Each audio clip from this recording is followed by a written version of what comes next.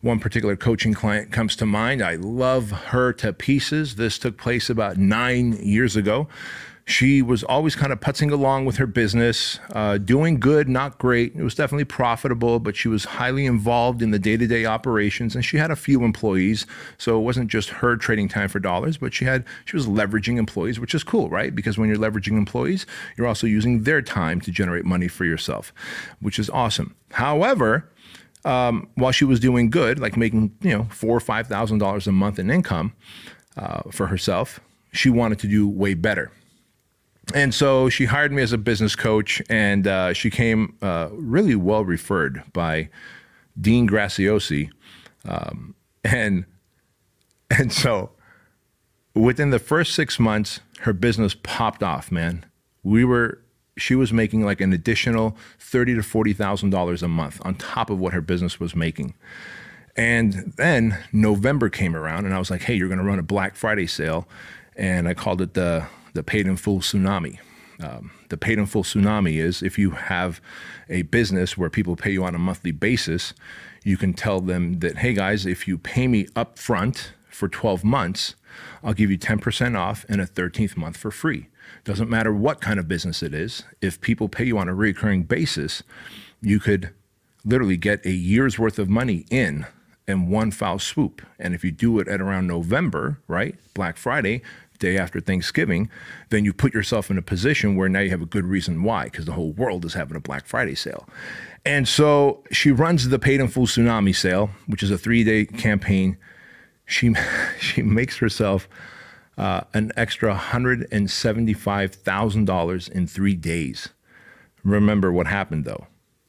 All of those people that were paying her on a monthly basis now paid in full for 12 months and got 10% off and a 13th month free. And I told her that now we need to backfill all those clients who are paying you on a recurring basis because your EFT, your electronic fund transfer, is going to drop. She goes, okay. And so instead of using that money to buy more traffic and hire a little bigger team and backfill the clients so that her EFT, her recurring revenue, can go back up, she surprised me with a picture of a BMW M3, brand new, and a beautiful Rolex watch. Now, when I say surprised me, it wasn't for me. She just surprised me by saying, look what I bought for myself. And I was like, wait a minute. You got yourself that? How much did all that cost you? And she goes, well, just under $100,000, but I made a lot of money and I've been working so hard. My business has been taken off. I wanted to reward myself. Yay. And I said, you do realize you pay quarterly taxes. And now that you've made all this money, you are going to have to pay the taxes on that. That money was going to be towards paying taxes and growing your business.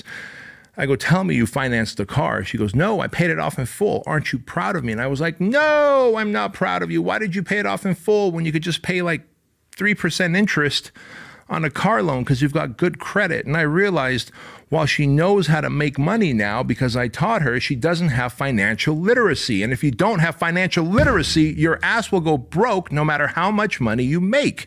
This is why we see professional athletes, boxers, football players, basketball players, baseball. It doesn't matter who, UFC fighters.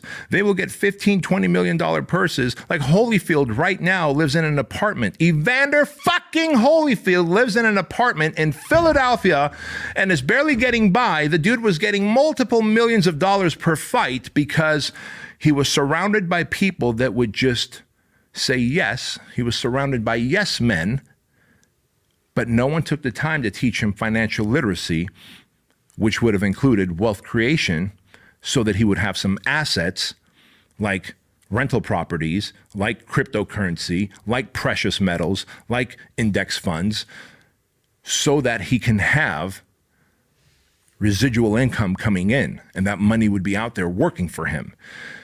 Same thing happened with Mike Tyson. Millions and millions and millions of dollars, and he went broke. And so understand that the ability to make money and create wealth are two very different things, motherfucker. And if you do not know how to create wealth, I am here to teach you how to create wealth so that you will not end your stupid ass up in an apartment complex when you're in your 60s and 70s, because that would break my heart because I love you so much.